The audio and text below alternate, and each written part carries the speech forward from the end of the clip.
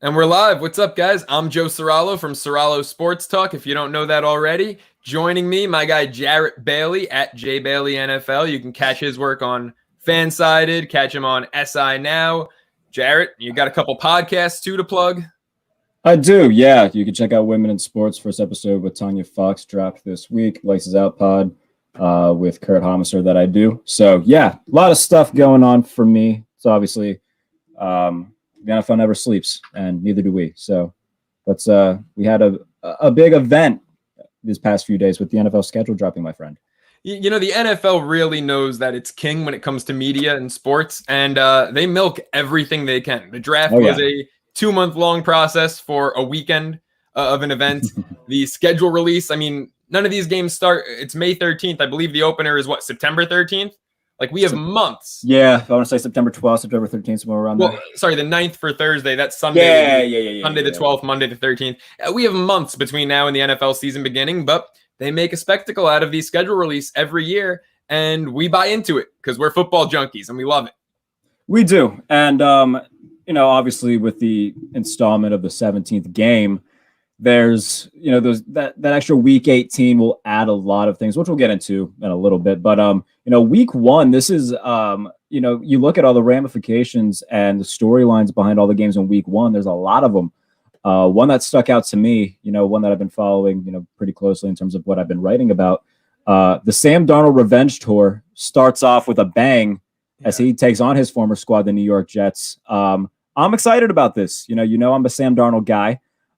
So I've been pretty high on the Panthers. One, they had a great draft. I think they gave him all the talent on that offense that they needed. Their defense is still strong and up and coming. They added Hassan Reddick as well in the offseason. I love everything they're doing. I would love nothing more to see Sam Darnold get a win week one, as much as I love Zach Wilson. I know. Yeah, you're surprising me there. I mean, you're the guy with the Zach Wilson ceiling poster. I know. And as much as I love the Mormon Missile, Zach Wilson, as much as I love him, he'll get his time to shine. But right now, Sam Darnold's a guy who I just feel like hasn't been given a fair shot. We've completely written him off as a bust and a guy who can't get the job done. Well, I think we're going to see that narrative begin to change. And what better way to do that than by him sticking it to his old squad and kind of giving the old DX suck it to the New York Jets. And that would be a fun way to kick off week one, especially for the Carolina Panthers fans. It absolutely would be. Look, I'm with you 110%. I got a lot of heat a couple weeks ago on my podcast, Serralo Sports Talk, for saying that Sam Darnold has an opportunity in a Matt Rule, more specifically a Joe Brady system down in Carolina, to become a Pro Bowl quarterback in the next couple of years. I mean, if you look at the NFC quarterbacks right now, Tom Brady, I know it seems like he can, and maybe he'll prove me wrong again this year. He's probably not going to play forever, so eventually he'll retire. Drew Brees has already retired. Aaron Rodgers, who the hell knows where he's going to be come week one? Will he be a Packer? Will he be shipped off to Denver or Las Vegas? Especially if Rodgers gets shipped off, assuming, Brady maybe in another year or two retires, who's left in the NFC in terms of great quarterbacks? Russ Wilson, Matt Stafford, Darnold, the opportunity to be a Pro Bowler in Carolina is there for him in the next couple of years. So I'm excited to see what he does in that system. You mentioned Hassan Reddick. Their defense is great. What was it, last year? They became the first team with, I believe, at least 5 draft picks to draft entirely on the defensive side of the ball. So that's a much improved unit. He's got the weapons now on offense. It could be a lot of fun watching Carolina dismantle the Jets week one. I mean, this is a Jets team. I love the culture they're building with Robert Saleh.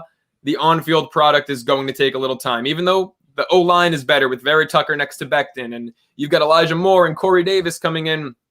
There's still a ways away. I'm not sold on the Jets defense yet. It's going to be a project for Robert Saleh and company there. Biggest thing, change the culture. I wouldn't expect the wins to start coming in this year. I'm thinking along the lines of like a 4-13 season.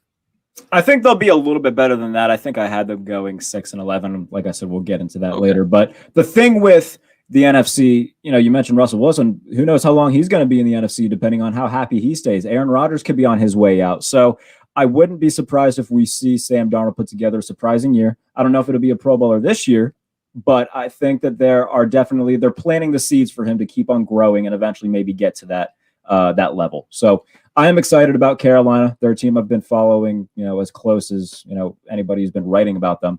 So yeah, I'm excited to see what they can do. Not to mention the fact that they took one of my favorite players in the draft, J.C. Horn, in the first round. I cannot wait to see what they do this season. I hope that they do phenomenal. I love Matt Rule. Did you see the draft pick call with the long snapper Thomas? The long snapper, that was amazing. So more reason. They could not have drafted a whiter guy, by the way. They couldn't have. They could not have. No. So more reason just to root for Matt Rule. He's an easy guy to root for. They're an easy team to root for. They're a fun young team. So yeah, I'm very much like we just talked about the Carolina Panthers without even mentioning Christian McCaffrey as well, which is not an easy feat to do. So I'm excited to see what they can do. A lot of good stuff. Let's look at some of the other games week 1. You've got, of course, the opener, Tampa Bay hosting Dallas. I was one of the few lobbying for Tampa Bay to host Buffalo for that opener. But, I thought obviously people with Dallas, they love the America's team idea and the storylines with that Brady versus America's team.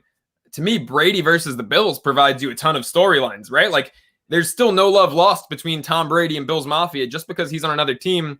The 2 decades playing with the Patriots, that's not forgotten. So I was kind of hoping it would be Bucks Bills opening night. You look at some of the other matchups, Browns Chiefs, a rematch at Arrowhead right there of the AFC divisional round. You've got the Packers and the Saints. Of course, it's not Rodgers Breeze anymore, but still could be a really good matchup. Miami at New England. This New England team is expected to be a lot better. They got some guys back on defense who were opt-outs a year ago. I think they had a hell of a draft. Christian Barmore was a steal where they took him. Same with Ronnie Perkins. Questions about the offense. Even with the tight end additions, they have no receiving core. But New England hosting Miami could be a lot of fun. And I want your take first and foremost on the Steelers at the Buffalo Bills week 1. The whole thing with that, I was kind of, first of all, the Steelers haven't opened at home since 2014. You know how long ago that was? Troy Polamalu was on the team in 2014. He's about to be inducted to the Hall of Fame this summer. It's been 7 years since they opened at home against the Browns, and I just want a home opener. That's all I want. But the thing with that, there's obviously a lot of ramifications with that. The Bills have won the last 2 meetings between the 2 teams. Obviously, last year on Sunday Night Football, the 26-15 win and what was one of the uglier games of the year for Pittsburgh. They didn't have Devin Bush last year. They didn't have Joe Hayden last year. Bud Dupree, he was obviously gone now, wasn't playing there. So I think the fact that they'll have a little bit more health, especially on the defensive side of the ball, is good.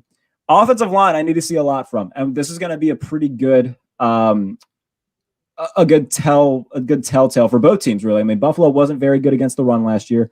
Pittsburgh wasn't good on the run last year, so we'll be able to see right away, is Najee Harris going to be a difference maker and an impact player in terms of just being a straight bell cow? Is the offensive line going to be better? Because down the stretch last year, Pittsburgh's offensive line was bad.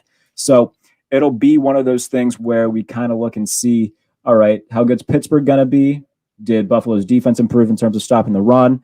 And, what are both these teams going to be? I think we can agree that Buffalo's going to be one of the top 2 or 3 seeds in the AFC. Pittsburgh, there's a lot of naysayers this year, the same as there was last year. That's me. I know. And, this is Ben Roethlisberger's swan song in Pittsburgh. So we're going to see, hopefully he comes in the best shape of his life and, is ready to go for this year. But, the talent is there, obviously. There's just a few minor details that could come back to haunt them on the offensive line at cornerback. So it'll be a very good, telling factor for both teams in week 1. It'll be a fun game. But I do think Buffalo will win, barring anything catastrophic between here and then.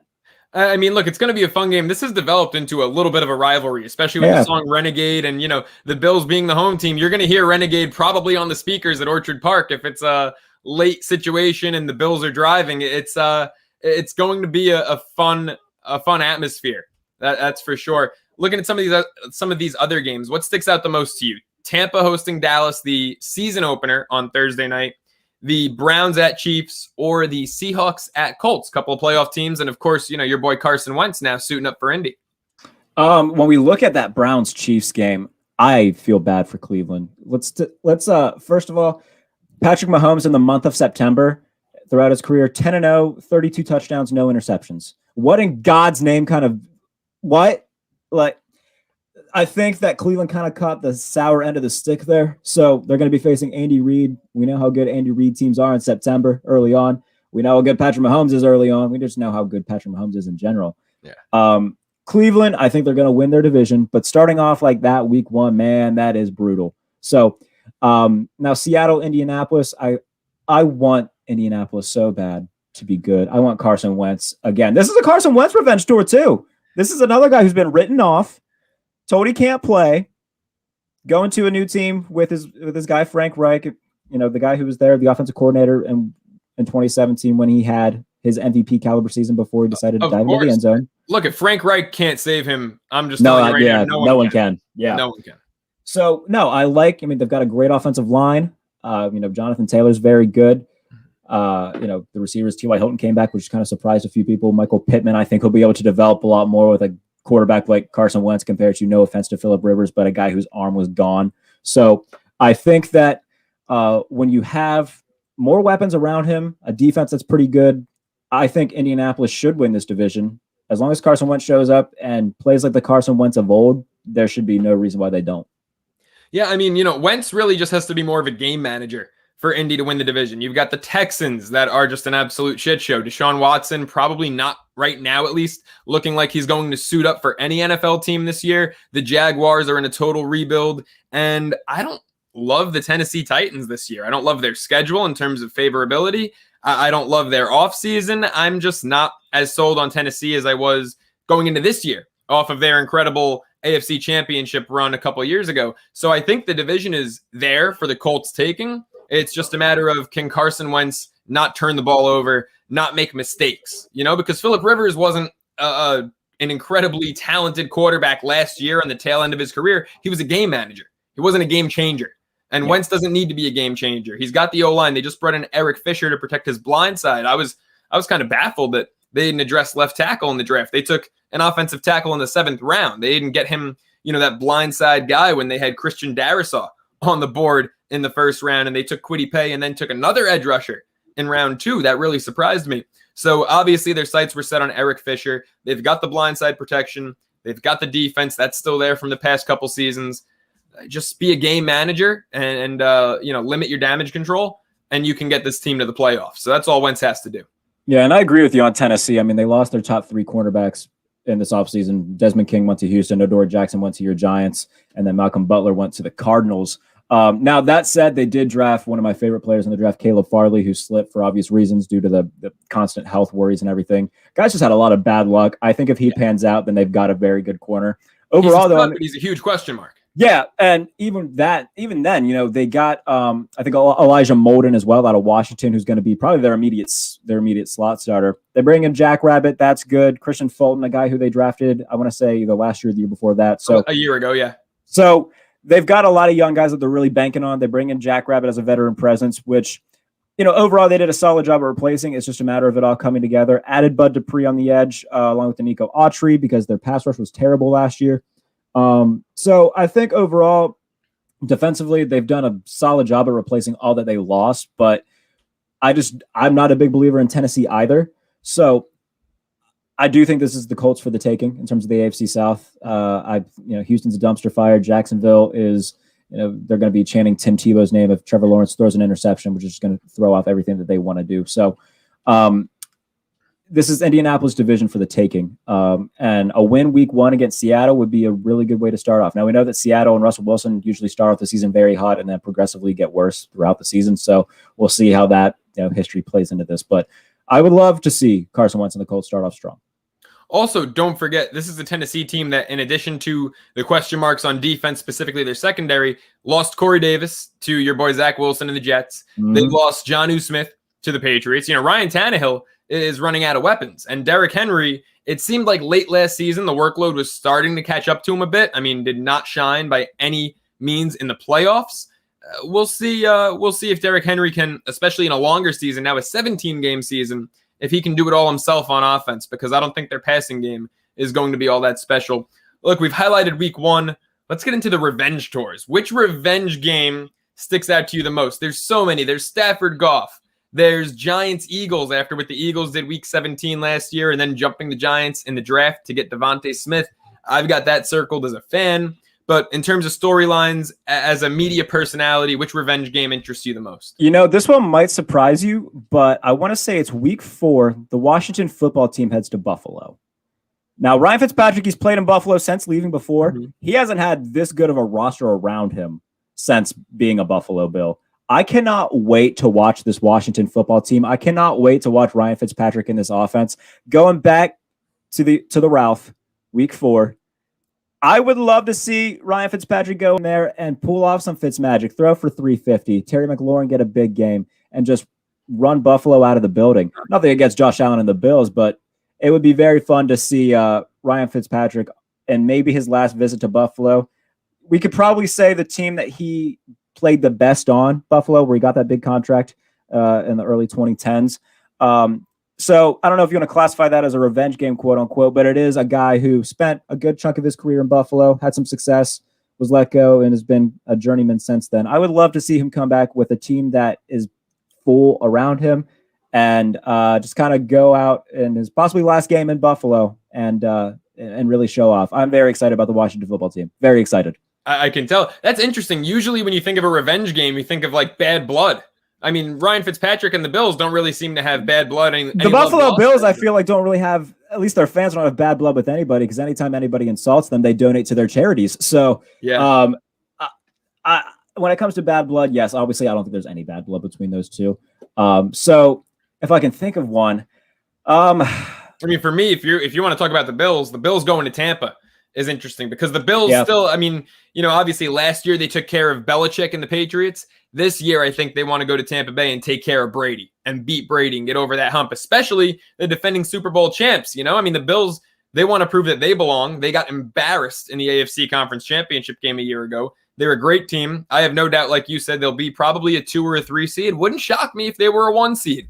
But I think going to Tampa Bay, that this Buffalo team is going to have something to prove, not because of the other 21 starters for the Buccaneers, but just because of that guy under center and Tom Brady and wanting to go lay a few licks on him. Yeah, no, that's fair to say. Now, they do play in Kansas City again. I want to say week 5 they play in Kansas City. And that is a revenge game. They lost last year in the regular season in Kansas City. They lost last year in the playoffs in Kansas City. I think it would be a huge statement for Buffalo to go into Arrowhead, finally get a win, and not just to the rest of the AFC. It would make a statement to the rest of the NFL saying, hey, we're here. So Josh Allen was phenomenal last year, was an MVP candidate. I think he's only going to keep getting better. The fact that they added Emmanuel Sanders as well to put in the slot, Cole Beasley, another really good slot receiver that they have there. They are loaded on offense. Defensively, they're still very good. If anybody's going to beat Kansas City, you got to imagine it would be Buffalo in terms of AFC teams. Maybe Cleveland, because they've got the pass rushers to do it more so than Buffalo does. But I think Buffalo very badly wants to be able to go into Kansas City and escape with a win. Yeah, I mean, look, we've learned that when it comes to beating the Chiefs, obviously what we saw in the Super Bowl, you're going to have to rush the passer. And that's usually any great team, right? I mean, the Giants beat the Patriots by hitting Brady in a pair of Super Bowls. The Eagles had a disruptive pass rush when they beat the Patriots. If you want to beat a great team and a great quarterback, knock him on his ass.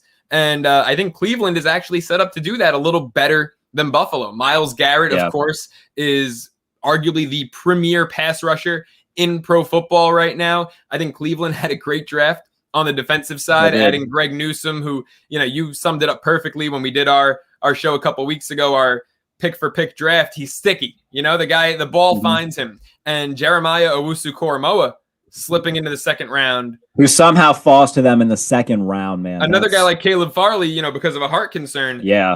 But a first round talent. And they needed help at linebacker, and they got it.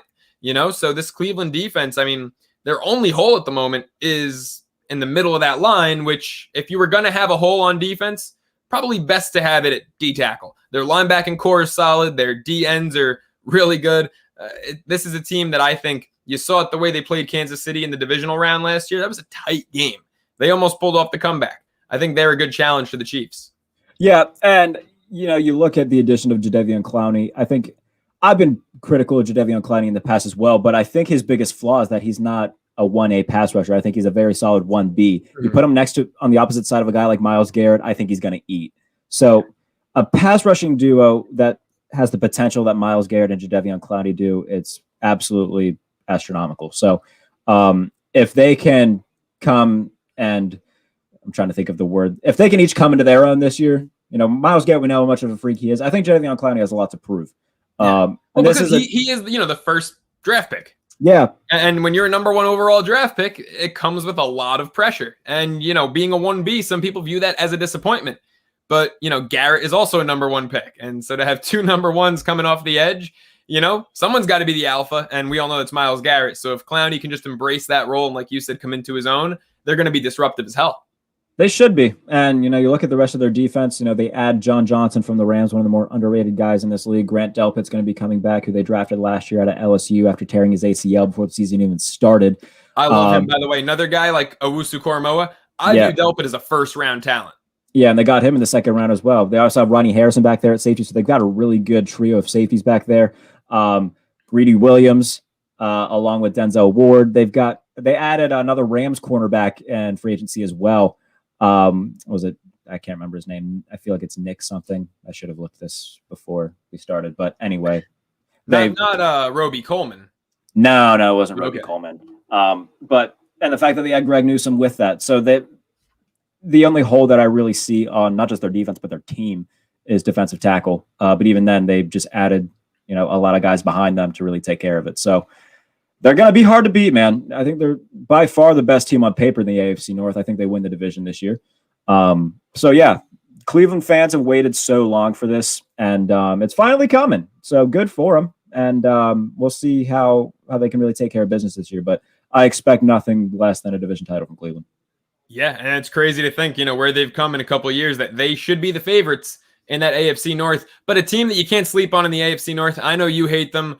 I love them. I think a big revenge game is week 2. The Baltimore Ravens hosting the Kansas City Chiefs. This will be the 4th time that Lamar Jackson and Patrick Mahomes have faced off in the regular season. And it's not a revenge game because one player left the team and went to another. It's not a revenge game for Orlando Brown being the Chiefs starting whatever position on the O-line they throw him at, as opposed to doing that for the Ravens.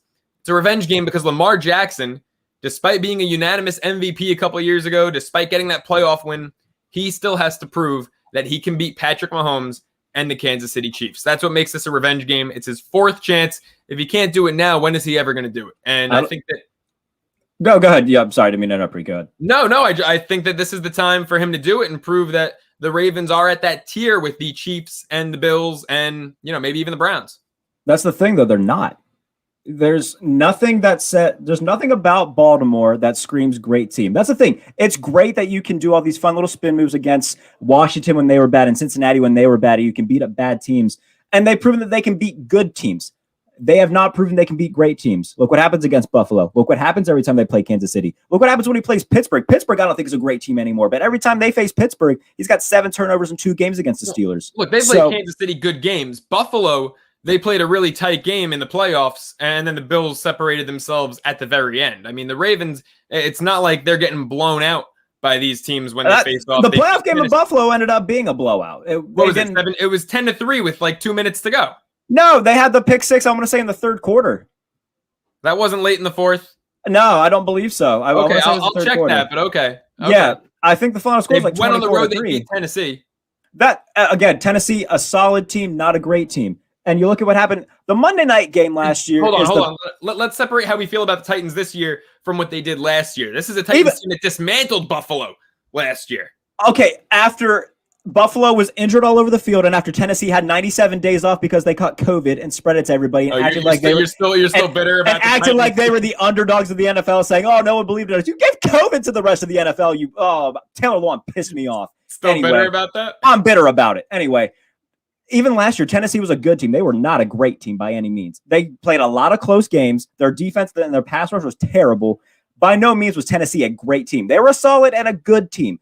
But when you look at the great teams, Baltimore, Lamar Jackson has not proven that he can do it. Look at last year, week 3, Monday Night Football. 97 passing yards, Joe.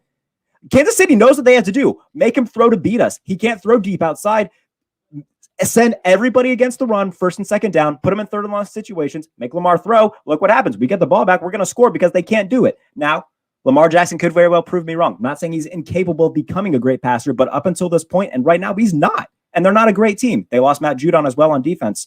They lost Yannick Ngakoue on defense. Their defense right now is very secondary heavy. Yes, they have Humphrey. Yes, they have Peters. What else do they have in the middle? Odafe away with their late first round pick. He's a guy who, production wasn't necessarily there at Penn State. Athletic freak who I think fits into the Ravens scheme pretty well off the edge. And versatile guy, can line up 3 down, can line up as an outside backer. And as a Penn State guy, I like Oweh. And Patrick Queen's good, but these are young guys who aren't quite proven yet. So look, Baltimore is trying to pinch and replace things. Their offensive line just got a lot worse. You just got Al Villanueva, who was garbage down the stretch last year for Pittsburgh. Great job. I think they're going to take a massive step back this year. I think they're going to be the 3rd best team in the AFC North. I do not see anything good about Baltimore. Until their quarterback can learn to throw the ball, I don't see anything good about Baltimore. It's a bold call. The one last thing I'll say about the Ravens, the receiving options for Lamar got a lot better. Rashad Bateman was a guy I think we both had going way earlier than where they took him with their 2 very late first-round picks. And to see Bateman fall to them, I wanted to see, and I think you did too, Rondale Moore go there. But I didn't want to see Rondale Moore go there. Well, I think, no. Well, not as a guy who would have to watch the Steelers play him twice a year, but in terms of the fit, we were discussing that Rondale Moore would have been. He would have been a very good fit there. Yeah, but Bateman falling to where he did, that was because we had Bateman going much earlier.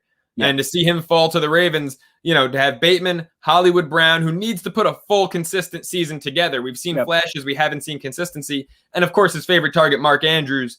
I think that you're going to see a lot more of the air attack from Jackson to the Ravens. That's the thing with Hollywood Brown is it's not so much his fault. It's that Baltimore and the Greg Roman offense don't really value receivers. It's run the ball, pass to Mark Andrews, pass to Boyle. It's a lot of tight end running back situations. So, I made a joke when they drafted Rashad Bateman and Tylan Wallace, the whole office meme thing where it's like, Rashad Bateman, Tylan Wallace, and Hollywood Brown competing to see who's going to lead Ravens receivers with 30 catches because they don't value the receiver position in that team. So, again,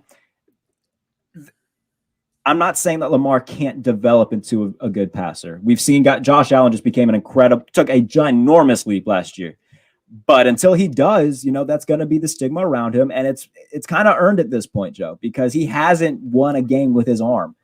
And eventually when you're facing a great team in this day and age, you got to be able to do that. And he hasn't done that yet. So I love Rashad Bateman. I love Tylan Wallace. I hope that he's able to develop some sort of consistent deep passing game because right now it's just not there. Well, this is the year to put up or shut up. He's got no excuses. He finally has weapons in the receiving corps. So we'll see what he does. Willie Snead's not his number 1, number 2 guy anymore. That is true. He's got no excuses. Hey, let's jump into our tier predictions, our game-by-game predictions. I broke down the teams in the NFL in terms of tiers, 13 to 17 wins, 10 to 12, 7 to 9, and so on. Jarrett, actually, because he doesn't have many other hobbies, went game by game for all 32 teams, 17-game schedules. What is that, like 289 games or something? Yeah, something like that. You went through because you're bored? Well, here's the thing, mate. I like to be as accurate as I can with my content. And so a great website called Playoff Predictors gives you every game throughout the season, week by week, and go through, pick every one. I just went team by team throughout every week just to make sure I didn't, screw anything up.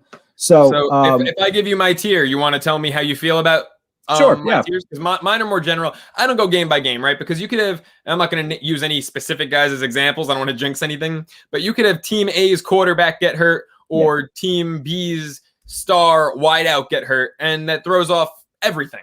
And then the trickle-down effect, affects other win prediction totals and everything. So I don't bother going game by game. But I look at like a 4 or 5 game block of a team's schedule, and I go, okay, right there, that looks like it's 3-2 to me, or 1-4. And then I, add it up. It's not a science by any means, and it's not necessarily accurate. I just find that it's better than the stress of going game by game, knowing that there's going to be some injury or some trade that throws it off somewhere along the line. Well, that's also part of the fun of it as well. I mean, it's trying to kind of bundle in, okay, I have them losing like 2 in a row here. I don't think they're ever going to lose 3 in a row. So I think they're going to win this, even though it's going to be tough. So there's a lot that factors into it. I totally get what you're saying. But if you want to rattle some off, I can tell you if, we agree or disagree. Yeah, so I've got my top tier teams that'll win, in my opinion, 13 to 17 games, only 3 of them. And you would think that there'd be more 13-game winners with the 17th game added to the schedule. But I've got 3 teams winning 13 or more. It's not in any particular order, just going from division order. So starting with the team in the AFC East, Buffalo Bills, Kansas City Chiefs, and assuming that Aaron Rodgers, because he's still on the roster, assuming that he is a Green Bay Packer, which who knows, but I'm just going with the current rosters, the Green Bay Packers. 3 teams. I do have Buffalo winning, going 13-4. I got Kansas City going 15-2. Here's the thing where we differed, though, is that when I did this, I assumed Aaron Rodgers wasn't going to be a Packer because at this what team point, did you put him on then? Here's the thing. I operated under the assumption that he wasn't going to be a Packer, but I didn't put him on any other team. So let's just, for these, assume there's only 1.0. We'll just assume that he was serious about retiring for the year or whatever. So you've got Jordan Love. Yeah, I got Jordan Love running the Packers right now. So you must have them in the 4-6 win tier. I do, yes. Okay, because I said if Jordan Love is their quarterback, they're in the 4-6 win tier. That's how much Rodgers means to this team. I also wouldn't be shocked. I wouldn't rule out that if Rodgers walks, Davante Adams walks. That's the thing. I mean, he went on Cowherd the other day and was talking about, it's going to be hard if he's not there. And he even said, I'm not saying I would leave, but, that's my guy. So it would be. It's his last year. Yeah. So it wouldn't shock me in a contract year if Davante Adams walks with Rodgers. I mean, I was drawing up trades to send them both before, the offseason, to send them both to Indianapolis or to send them both to San Francisco, because I said on my podcast that immediately followed championship weekend, I said Aaron Rodgers would not be a Green Bay Packer next year. That option to kick the field goal at the end of the game there, I thought that was it for Rodgers. And so I started thinking about him and Davante Adams, Colts, Niners, best fits. Right now, the thing with, we can look back and say, damn, San Francisco really should have, or Green Bay should have really taken San Francisco's offer. The thing with that, though, Joe, would have gotten the number 3 pick.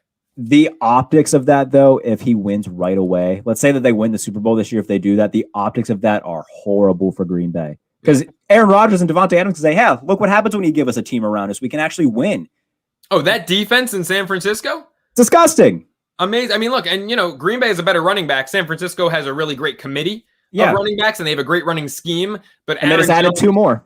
Yeah, but Aaron Jones is a better running back, I think, than individually any of those guys out in San Fran. Shout out my guy, Jeff Wilson. No offense, man. Love you. But, to have Davante Adams and Rodgers go out there, San Francisco doesn't have a great receiving core, but I think that their receivers, after Davante Adams would be better than what Green Bay has in Lazard and Valdez-Scantling. And, oh, by the way, George Kittle.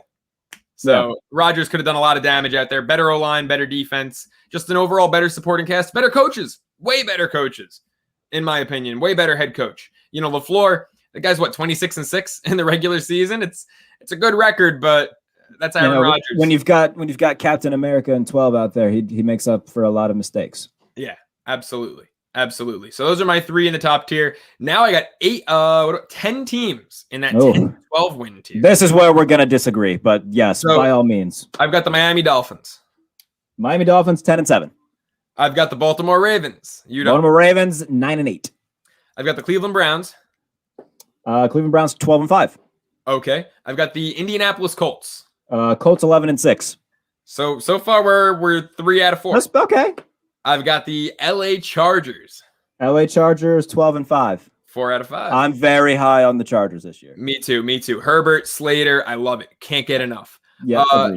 Tampa Bay Bucks. I got 12-5. I went specific with them. I 13-4 for the Bucks. Okay, so we're close. Yeah. I've got the Saints going 10-7. This is where we disagree, Joe. This is where we severely disagree. Where do you have the Saints? 4-6? 7-10. 7-10. I've got 10-7. I believe in Jameis Winston. I do not. Okay, well, that explains it. I got the Rams. Rams, I was debating in that 13-7, 13-17 win tier. Mm-hmm. I've got them in the 10-12 though, just because I think it's a competitive division. I've got them 11-6, very high in the Rams this year. Yeah. Seahawks 10-7. Yes. Russell Wilson wins them 9 games minimum. So yeah, I mean it's all because of Russ. It's not because they've got much around him. So far we agree on all but 2, 6 out of 9, right? All but 3. The Bucks, I forget the Bucks. Yeah, the Bucks are close. Ravens and Saints are our big differences, and then my last 10th team, the Niners. I have 3 teams in the NFC West in that 10-12 range. I have the Niners going 12-5. I'm very high in the Niners this year. Oh, you're a little higher than me. I'm more in like 10-7, 11-6, 10-7. I think that wouldn't surprise me either if they were to go around that. I want to be slightly conservative because I don't know with Jimmy G's health, if Trey Lance gets thrown into the fire, how he'll do this year. I mean, I think that's fair. He'll be so. They could go 12-5, but they could also go 8-9. Yeah. So I figured 10-7 would be a nice like conservative little middle ground. That's so fair. 7 out of 10 we agree on. I'll take that. All right. I'm just when it comes to Baltimore, it comes back to a lot of the things we just talked about. So I have them going 9-8. I don't believe in Jameis Winston. I don't believe in Taysom Hill, who they gave $140 million to contractually. So 7-10. Their defense is okay. They need help at linebacker, though, and apparently they love trading up for guys, defensive ends from Houston. So I don't know. They're not a very good drafting team to me. They don't have a lot of offensive help. At 7-10 for them, I think they're going to be the third best team in that division this year. Interesting. Okay. By the way, Saints draft was on my when I did my rankings. One of the worst 3 drafts. I didn't include 3 teams: Seahawks, Texans, Rams. I didn't include because they had like 3 picks apiece. Yeah, exactly. And their first pick came, in like the 50s. Exactly. But 3 worst drafts. The Saints were on there. I had the Colts there too because they didn't address the blind side. Was a weird draft for Indianapolis. I agree. Yeah. Should we go into my 7-9 win tier? Yeah, let's see. Because there's a few teams that I've had higher than you that we might touch on here. All right, Patriots 7-9. Patriots I have going 8-9. Yes. Okay. Steelers. This is where we disagree, Joe. 11-6 you got? 11-6 I've got. Now, the thing with this, and they could very well go 10-7. I don't think they go under 500. The fact that they haven't gone under 500 in 18 years, and the fact that they didn't do it when a Duck and Mason were running the squad, I do not see it happening this year. With I have them going 9-8 for the record. That's fair. Okay, then that's fine. Because Tomlin does not go below 500. No, he doesn't. Has never done it. So I think I'll give them 11-6. People point to that, the final 4-game stretch or whatever. We already talked about. I'm not really worried about Tennessee too much. I think they'll split games with Cleveland. I think Cincinnati takes one from them this year. I think those are the only 2 division losses. I think they beat Baltimore twice. I don't think they beat Baltimore twice. I think they'll do it again. Again. One of them was against RG3. That's fair. But Pittsburgh's defense loves playing against Lamar Jackson. Remember, last 2019, they deferred to him in overtime. Would have won had Juju Smith-Schuster not fumbled. Thanks a lot. By the way, you do know that was, forget the losses late in the year. That was Pittsburgh's worst game of the year. It was against the COVID-ridden Ravens. That was a lot of drops that game. Was not very good. Yeah, that was a big I had them as the final leg of a teaser. And they barely covered. I think I got them like minus half a point and they won by like 2. Yeah. It was way closer than it should have been. Next team. So we're good Pat Steelers so far. I got 9 teams in this 7-9 tier. So far we're 1-1. Titans, I have 8-9. Titans, I have 8-9 as well. Okay. My Giants, they're going to win, I think, 8 or 9 games. I have the Giants at 9-8. Okay, awesome. The Dallas Cowgirls, 7-10. So they're in that 7-9 win tier. Yeah. The Washington football team, you might be higher on than me. I am incredibly high on the Washington football team. Like double-digit win? I have them winning the division at 10-7. Okay. All right. That defense is so good, Joe. And I think Washington and the Giants are both going to be like 8-9. It'll come down to those 2 teams for the division win. Agreed. I mean, Dallas, I love Dak Prescott. I like him a lot more than Wentz. We've debated that in the past. Yeah. I just don't think that even with him returning, the Cowboys have enough on defense. I mean, they don't have. Was so confusing to me. The only position on defense that they were actually sound at was inside backer. And they take one in the first round. And then they take another one in Jabril Cox. I don't get it. And you look at their 3rd round, the 3 guys that they take were all 6th and 7th round grades. So yeah, it was I don't think it was a good draft. It was a bad draft. So yeah, I completely agree. Dallas is, Dak's very good, but I just don't think he's capable of carrying a team to 10 wins. I'm with you. So far we're 4 out of 6 in agreement. The Vikings I have in the 7-9 win realm. I don't know what to do with this Viking team. I don't either. I have them going 9-8. I'm going to give them the benefit of the doubt because Kirk has played really well the past few years. Dalvin Cook's one of the best running backs in football. Defensively, I don't know what to expect from him. Yeah, I don't either. I mean, I love the Darisaw pick. I mean, he's a guy I thought the Darisaw pick. He's a guy I thought the Raiders should have taken. I mean, there were a lot of teams I thought passed on Darisaw. I love the way he blocks angry. Like Penei Sewell, Rashawn Slater. Those are 3 guys that I think are going to be pretty sure things in terms of protecting their quarterback. And also run blocking. I think Darisaw, the way he moves well. He's an agile, quick-footed guy, and I love everything I've seen on film. Yeah, if Aaron Rodgers isn't there, I mean, I bet on Minnesota to win the division. Chicago maybe, but the whole Chicago's defense, and then Fields gets the reins early and takes off.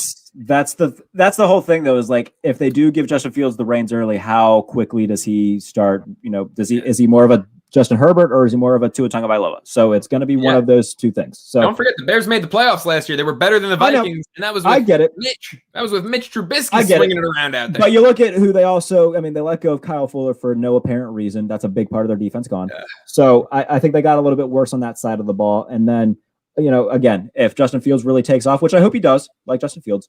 So we haven't touched on the Bears quite yet, I don't think, so I'll save that for when we do. But I think Minnesota would be the team I would bet on if Aaron Rodgers is gone. So, but we do agree in the 7-9 win realm? Yes, I have them going 9-8. Okay, Falcons 7-9. I'm not high on the Falcons at all. I have them 6-11.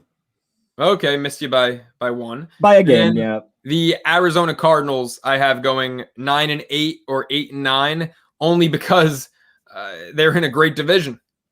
They're in the best division in football. I have them going 9-8. I could see if they go 9-8, or somehow if all 4 teams manage to win 10 games, I could see the NFC West having all 3 wild cards. I have the NFC West having all 3 wild cards. I love it. I absolutely love it. I mean, I think, outside of your division winners, I think the next 3 best teams are all NFC West squads.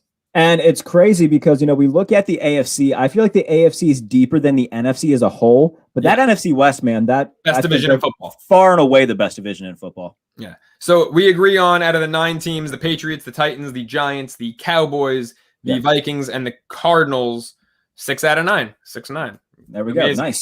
Nice. 4-6 wins. Jared Carabas approves. 4-6 wins. I've got 6 teams here. Okay. The Bengals, first and foremost. The Cincinnati Bengals. I'm a little bit higher on the Bengals. I have them going 7-10 this year. I think that they 6-11 is my number. Okay. All right. That's fair. We're close. Eagles 6-11. Oh, I'm thinking like 4-13. I would not be surprised. Here's the thing. I would not be surprised if they do that. And when I do my 2.0 of this, you can probably expect fewer wins from the Eagles. They might go into that 5-4 win territory, but I've tried to be a little bit nice in the first iteration. Once we kind of get closer to the season, that's when we start unwinding a little bit. But yeah, I could definitely see myself giving them less wins. Okay. The Bears, and this is assuming that Andy Dalton gets a lot of playing time. I think if Fields gets some playing time, that they could go into that 7-9 win tier. But assuming Dalton's the guy for the large chunk of the year, I'll go Bears 4-6. I think I operated under the assumption that I think Justin Fields will take over around week 6. So I have the Bears going 7-10 in that scenario. And that's where I'm torn between. I have them as 6-11. I'm torn between that and 7-10, just like the Bengals. That's fair. The Panthers, I feel like you're going to disagree. I have them also going 6-11. I got the Panthers going 9-8. I really love Carolina this year. So they're the team you have ahead of New Orleans. They're the team I have finishing second in the NFC South this year. I love Carolina. I think that they're maybe a year away. You got to remember, they played in, I think, 5 one-score games last year. So, I mean, including the Chiefs. So, a few of those go differently, we're maybe having a little bit different of a conversation about them. But, no, I like Carolina a lot. Okay, so we've only agreed on 1 out of 4. The Broncos, if they don't have Aaron Rodgers, 4-6. If they do, I mean, I did 10-12 and 13-17. I could see him anywhere between 12 and 14 with Rodgers, but 4-6 without Rodgers, because Drew Lock is just not the guy.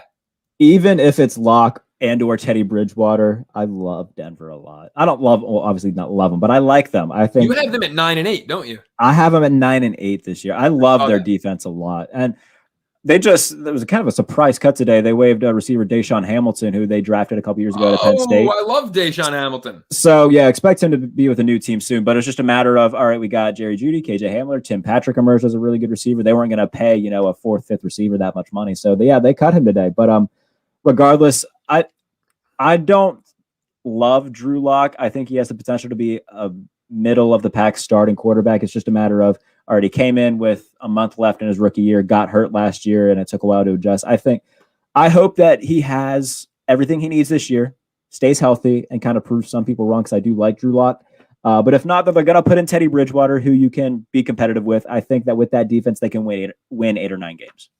That's fair. And, it's funny. We were talking going into the draft about how many formidable receiving options they had. I mean, Jerry Jeudy, Cortland Sutton, KJ Hamler. I didn't even mention Cortland Sutton. Yeah. And so they had 5 guys. I guess Deshaun Hamilton was unfortunately the odd man out. He's a great story, really good guy. I hope wherever he goes, it's a better opportunity. He gets more more targets, more looks because it's not such a crowded receiving core as Denver has. Even I'd with say- Noah Fant also in there at the tight end position. Yeah, I'd tell you one place I'd love to see him go. I think that Cincinnati would be a solid spot for him, considering the fact that, I get that they just brought in Jamar Chase, but it's really Jamar Chase, it's Tyler Boyd, T. Higgins, they got a pretty crowded. After that, though, I mean, they could use a fourth guy. I think that if Deshaun wants to, he could be a solid fourth guy in a system like that. We look down the list of teams. I mean, this could be a different. New England could use him. No, yeah, that's they fair. could use you and me at the receiving position in all fairness. And they probably pay him $13 million a year. They did it for Nelson Aguilar. Oh God, I don't get that. Hey, speaking of Aguilar, the Raiders, they're my 6th and final team in that 4 to 6 win tier. I have the Raiders going 2-15. I hate the Raiders this year. They're horrible. I mean, don't forget they were 6-3 last year. Now I know that they got worse and they had a bad draft, but I mean, you can look at that draft and say if you flip Trayvon Mayrig and Alex Leatherwood, if you take Mayrig 17, Leatherwood 42, it's not as bad. And I get it, but look what they did to their offensive line. They got rid of it. Yep, 100% for no reason. It was so good. Yeah, they dismantled a really good O-line. So again, they went 8-8, started 6-3. Obviously, they finished terribly, but I think 2-15 is low for Derek Carr. Derek Carr is a good quarterback. He is. Darren Waller is a top 5 tight end. And like I said, in the second iteration of these, it'll be, I think Philadelphia go down. I think Vegas will go up a little bit. I can't see myself giving them more than 5 or 6 wins, though. I like Derek Carr. I don't think he's an elite quarterback that can carry you to 9-10 wins. No, I'm in the 4 to 5 realm with them. Yeah, and their defense, man, it's a defense without an identity with a lot of holes. Yeah. No, that's true. And it's true. They don't have an identity. Is John Abrams a safety? Is he a linebacker? What the hell? That's the thing. They're trying to figure that out. I mean, they just waived Jeff Heath. So I guess it makes sense now that they drafted 2 safeties because safety was already in need, and then they waived him. But and then at that point, maybe they can bump up Abrams to linebacker since they bring in Mayrig. I think he's more of a hard hitter than a guy. Yeah, I agree. And I have 4 teams in the 0 to 3 win tier: the Jets, the Jags, the Texans, and the Lions. All right. So the Jets, I have going 6-11. You really got a hard on for Zach Wilson. I love Zach Wilson, and I think that they can win 6 games. So, yes, 6-11 for the Jets. Jaguars, I have 4-13. Okay. I think Urban Meyer's is going to be a dumpster fire at the pro level. I agree. Houston, I'm going 1-16. I legit cannot see them winning more than 1 game. How do they win? Is David Mills Jacksonville? The guy if Watson doesn't play? I guess so. Or Tyrod Taylor. But even then, Tyrod Taylor with Houston. Tyrod's on with Houston, so I assume he would be. I like Tyrod Taylor. The poor guy is in a bad situation. Oh, I guess he just wanted to get away from people who stab him in the lung. So, literally, away to Houston he goes. And then who is your other one? I'm sorry, Detroit. I gave Detroit 5-12. Okay. I loved their draft. Their draft was so good, good. Sewell's a beast. Penny Sewell, they get Amon-Ra St. Brown late. They got one of my guys, Afatu Melifonwu. The Q's corner. Yeah. So I like their draft a lot, and I think that they got a lot of really solid talent. I don't think they're going to be anything special, but I think this is a solid year 1 foundation builder for Dan Campbell and that outrageous coaching staff. If you are of the absurd belief that wins are a quarterback stat, this Matt Stafford, Jared Goff switch is going to prove you wrong. Because that's very true. Jared Goff is going to go from an 11-5 guy to at best a 5-12 guy. I think 3-14. And Matt Stafford is going to go from a 5-11, 4-12 guy to an 11-6, 12-5, maybe even 13-4 quarterback. So wins are not a quarterback stat. Football is the ultimate team game. And I think these 2 purely swapping teams is going to prove that. Yeah, I can agree with that. And I'm excited for Matt Stafford finally getting to a roster that's worth a damn. Yeah, he's a Hall of Fame quarterback. It's just Hall of Fame talent quarterback without a doubt.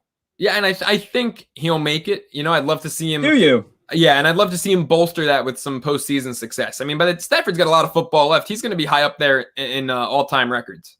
Yeah, he's what now? 32? He's still young. Yeah, he's 32. I mean, he's got at least 6 years left. He's got, the guy is a passing machine. Hasn't had a lot of good running backs. Go back to the days of Javid Best in Detroit. Reggie Bush was a line there for a minute. Yeah, I mean, Stafford, he hasn't had a lot of help with those Lions teams, but he's padded the stats nicely so that now when he starts winning games and making playoff runs, the stat sheet will be there, that element of the Hall of Fame resume. Maybe he gets a ring. I mean, if there's a coach quarterback pairing that I love, Frank Reich and Wentz is great, of course, because of the history, but McVay and Stafford. Yeah, that's going to be That's disgusting. sexy. It's sexy. It is. Now, let's not forget, Matthew Stafford did throw for 5,000 yards and 40 touchdowns one year. So I get that year, there's 3 guys that did it, but still doesn't take away from the fact that Matthew Stafford can ball. It's a Hall of Fame achievement. It is. So hopefully he goes absolutely off this year with the array of guys that they have. Defensively, they're pretty stacked. So, yeah, I think that the Rams could very well win that division.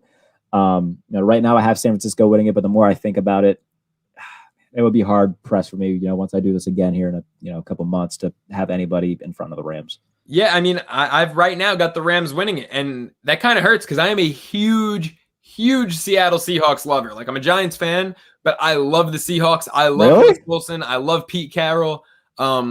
One of my closest friends, closest NFL playing friends, is former Seahawk Lofa Tatupu.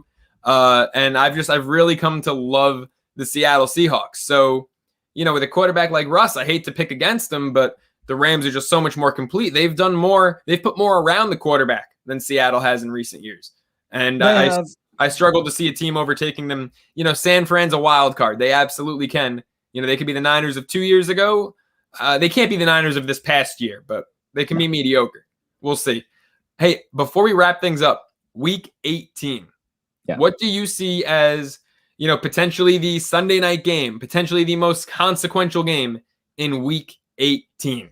Here, kid, do you have it pulled up in front of you? Because I actually don't. So if you want to rattle off a few. I do. Yeah, we've got Saints at Falcons, Bengals at Browns. So that's they're just turning the original Week 17 into Week 18. It's just the divisional games, right? Yes, Pats at Dolphins. Pats at Dolphins could be one.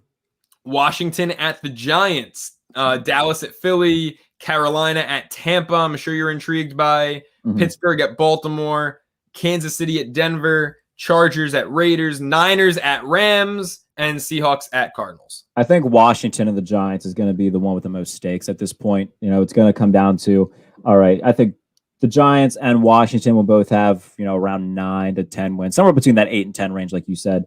And it could very well come down to Week 18. I think those are the 2 teams that have the best shot at winning the division. So when it comes down to it, if it does come down to Week 18, we're going to be back at the Meadowlands with or MetLife, sorry. But it's still the Meadowlands. It's still the Meadowlands. So that Ryan Fitzpatrick trying to, you remember a few years ago when he was with the Jets, had a chance to clinch a playoff spot in the Meadowlands. Went 10-6. Went 10-6 with Todd Bowles as head coach. So yeah, it will be very poetic for me. I really want Ryan Fitzpatrick to be a playoff quarterback this year. I want it so bad. So yeah, I would love for that. Obviously, you being a Giant fan, that's not what you want to hear, obviously. But I wouldn't mind him making. I love Ron Rivera. I love Ryan Fitzpatrick. Yeah. I wouldn't mind this Washington football team, making it as a wild card. Obviously, I want the Giants to win the division. Correct. But I don't have the disdain for Washington that I have for Philly and Dallas. And to see Fitz and Rivera have success, as long as the Giants go 2-0 against them and win the division, I'm okay with that. Yeah, I think that's kind of how at least I am in terms of the Cincinnati Bengals. I love Joe Burrow. I love T. Higgins. Love Jamar Chase. Different team. It's not Vontaze Burfict and Pac-Man anymore. Yeah, even then though, I don't think Vontaze Burfict, dirty guy. I love Pac-Man Jones. I don't know why anybody would ever hate Pac-Man Jones. I do love Pac-Man Jones. If he holds you at gunpoint in a Vegas casino, that's one thing. But we all make mistakes. But not all perfect. We're not all perfect, but I think the only team I've really ever had disdain for as a Steeler fan was Baltimore, and I think it's still kind of that way. I don't really have disdain for Cleveland. Oh yeah, it shows. It shows in your analysis. Hey, look, I try to be as unbiased as possible, and I think I am for the most part. But when it comes down to Baltimore, I think what I say, yes, it's a little bit from a fan's perspective.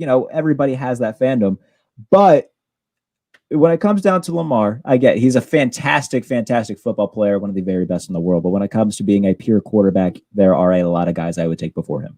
That's fair. Hey, my Week 18 game to look out for, there's 2. One of them is consequential regarding a hypothetical I'll get to, but it's the Niners and the Rams. That game could not just be for the division. That could be the 1 seed. Winner takes the 1 seed, loser takes the 5 seed kind of matchup. Yeah. 2 fun teams. Obviously Stafford first year in LA. I can't wait to see what him and McVay cook up. San Fran, who knows if it's Jimmy G versus Stafford or Trey Lance versus Stafford playing for something in Week 18 of his rookie season. The storylines there could be endless. 2 great, hard-hitting, tough defenses. The Rams had the best defense in football last year. Niners did 2 years ago. I mean, this game is just going to be a fun, pounding football game. It would be a great way to cap off the season. My hypothetical. Yeah, if let me hear Rodgers this. somehow lands on the Broncos, the Chiefs are in Denver week 17. And if Rodgers somehow becomes a Denver Bronco, this game could also be winner takes the 1 seed, loser gets a wild card. Man, can you imagine if for the next couple years we get a division with Justin Herbert, Aaron Rodgers, and Patrick Mahomes? My God, I'm going to need new pants. I mean, I don't know if it's amazing or terrible, because the only problem there is we'll never get that Rodgers Mahomes Super Bowl that I wish we had a year ago. That's fair. That is fair. But I mean, to see the two of them, if that's week 17, it's funny. The schedule makers, if you look at the front end of Green Bay's schedule, their first 4 games of the year, 2 were in primetime, and the 2 that aren't are the biggest games in their respective time slots. When they play Pittsburgh, it's a day game, but it's Romo and Nance on CBS. When they open the season, it's a 4:25 Fox game in New Orleans, but it's Buck and Aikman. It's the biggest game of their time slot. And so they've got so many eyes on them the first month of the season that you can tell the NFL is kind of banking on Rodgers being their guy. But if he lands in a team like Denver, which I just think makes the most sense, should he be traded, week 17, Chiefs Broncos, oh my. And something that I'm not going to take credit for, I'm going to give to Uncle Colin Cowherd. You look at week 1. Your father-in-law, Colin Cowherd? My father, Trey Lance's father-in-law, Colin Cowherd. If you look at Fox's week 1 schedule, they also have the Denver Broncos in 4:25. So if Aaron Rodgers does land in with Denver, they don't got to switch around the time slots or anything. So regardless, they're kind of covering themselves there. Yeah, no, they absolutely are. And it's interesting, by the way, usually the away team gets the TV station. Broncos at Giants should be on CBS. It's going to be on Fox. It's going to be on Fox. I don't know what the reasoning for that is. But I think I know something that we don't. There you go. Last thing before we wrap things up, in terms of a revenge game that I didn't get to earlier because I don't think it's going to be too close of a contest. Tom Brady returns to Foxborough week 4, Sunday Night Football, Buccaneers at the Patriots. And while the Buccaneers are on paper a far superior team, this game is the game where Tom Brady could become the NFL's all-time leading passer. He needs 1,100 yards to do so. He would have to average 288 yards per game in each of Tampa's first 4. This is their 4th contest. Last year, he averaged 289 yards per game. This could be shaping up for Tom Brady to become the NFL's all-time leading passer with no one really that close to him who's still active, only retired guys, in Foxborough as a Tampa Bay Buccaneer. Wouldn't that be something? Yeah, the NFL knew what they were doing with that. Come on. Oh, yeah, 100%. They knew exactly what they were really doing. Mad if he comes up short. Week 5. Yeah, they're going to be really, really pissed off if that's the case. By the way, there's been a lot of speculation as to will it be Mac Jones, the future Brady, Belichick's new system guy playing them. Week 4, that's Cam Newton's game. I think Cam Newton is, he's obviously the more seasoned guy. The guy is a former MVP. He's played in a Super Bowl. He's the guy who I want going up against Tom Brady. Maybe it's because I'm just preposterously low on Mac Jones, but if I have a big game, New England, I think, should trust their defense. They've got tight end options for him. The receiving core is still booty, but I think that in a big game, I'd trust Cam Newton to go out there with a chip on his shoulder more than Mac Jones, who I think would be a deer in the headlights going against Tom Brady. Yeah, I would bet that it's Cam in that situation for all the reasons that you just said. I'm also pretty low on Mac Jones. So, yeah, I would bet on it being Cam in that game. And I would bet on the Buccaneers winning by 50. So, I do not see much in New England this year. I really don't. And it's tough. Brady has historically, even last year with Tampa, so you can't say it's just a New England thing. He has struggled the first month of the season. Bad. He's been bad in the first month of the season. He's been bad in prime time. Last year, they were horrible in night games. 38-3 Saints. Yeah. So and the Giants should have beat him on Monday Night Football. They should have. Pass interference in the end zone. They should have. That's why I'm not chalking it up. On paper, I said Tampa Bay far and away the better team, but I'm not chalking anything up that early in the season. Brady versus Belichick. I just can't wait to see that game, and I think that Cam should be the guy over Mac. I'm just waiting for post-game handshake. Do we see Tom Brady and Bill Belichick meet? I don't think we do. You don't think we do? I don't. By the way, I think we might. Do you want him to set the record in Foxborough, or are you Yes, rooting against yes. that happening? You're not like, oh, I hope he misses it by 2 yards. No, I hope he goes in there, throws for 800 yards in the first quarter. Like, I want to see Tampa Bay absolutely demolish everything about New England. Did they pull him if he's close in week 3? Say he throws like a 500-yard game week 2. I mean, it's 1,100 yards in 3 weeks. You need to average, 367 yards a week. Really tough. That was really good, quick math you just did. Not just a pretty face. But did they pull him in week 3?